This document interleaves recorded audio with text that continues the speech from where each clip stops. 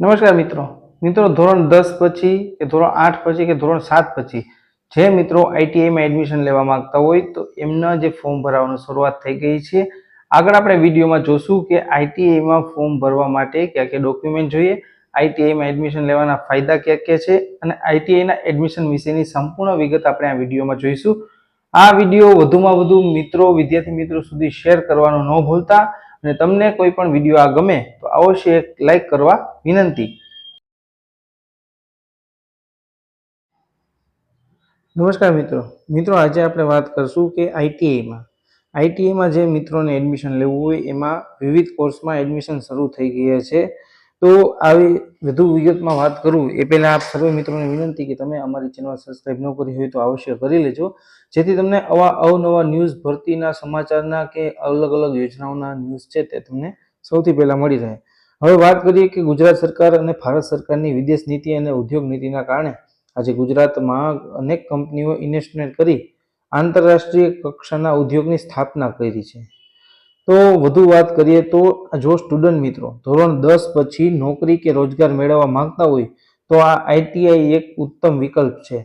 ફરી વખત આપને જણાવી દઉં કે ધોરણ 10 પછી આઈટીઆઈ કર્યું હોય તો એને અલગ અલગ કંપનીમાં જોબ મળી શકે છે, જેના વડે સરળતાથી નોકરી મેળવી શકે છે।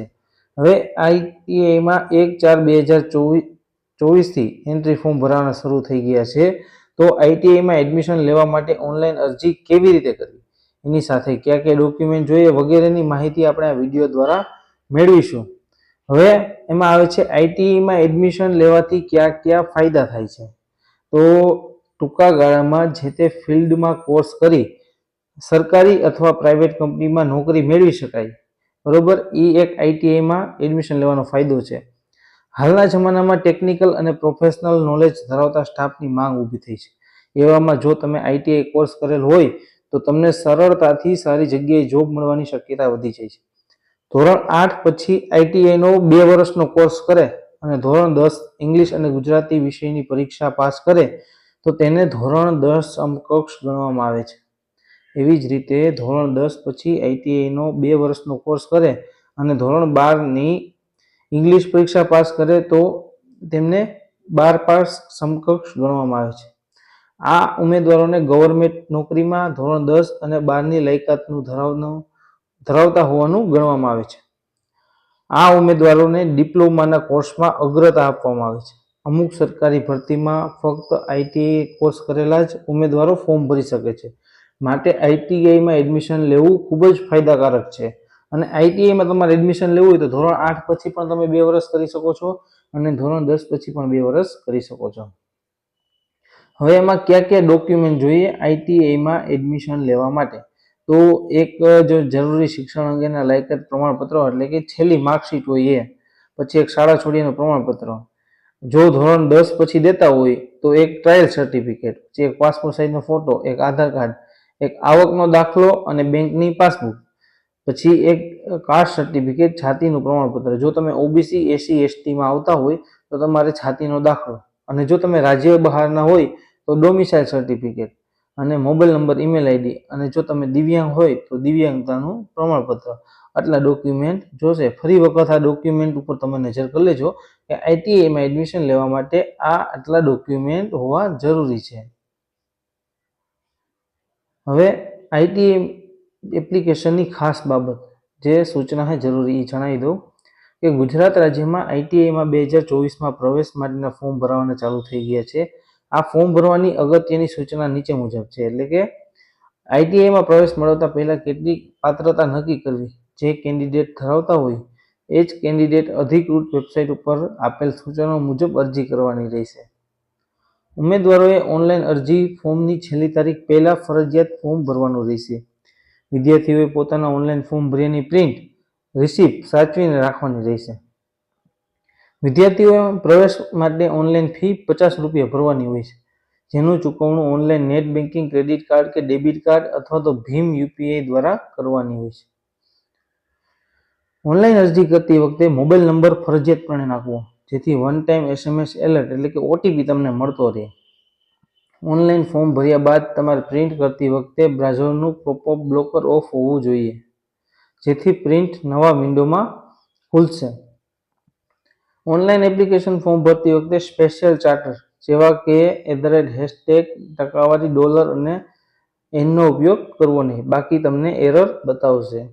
ઓનલાઈન ફોર્મમાં ફૂદડીવાળી માર્ક કરેલી માહિતી ફરજિયાત લખવાની થશે, નહીંતર કેન્ડિડેટ દ્વારા માહિતી ખોટી ભરી હશે તો ઉમેદવારી રદ થશે. આ કેટલાક નિયમો હતા ઓનલાઈન એડમિશન લેવાના જે આપણે જોયા.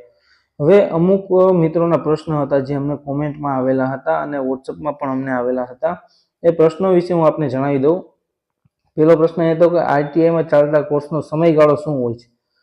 તો રાજ્યમાં વિવિધ આઈટીઆઈમાં ચાલતા કોર્સ હોય. અમુક કોર્સ હોય 6 મહિનાવાળા હોય, અમુક કોર્સ 8 મહિના, અમુક કોર્સ 10 મહિના, અમુક કોર્સ 2 વર્ષ સુધીના હોય.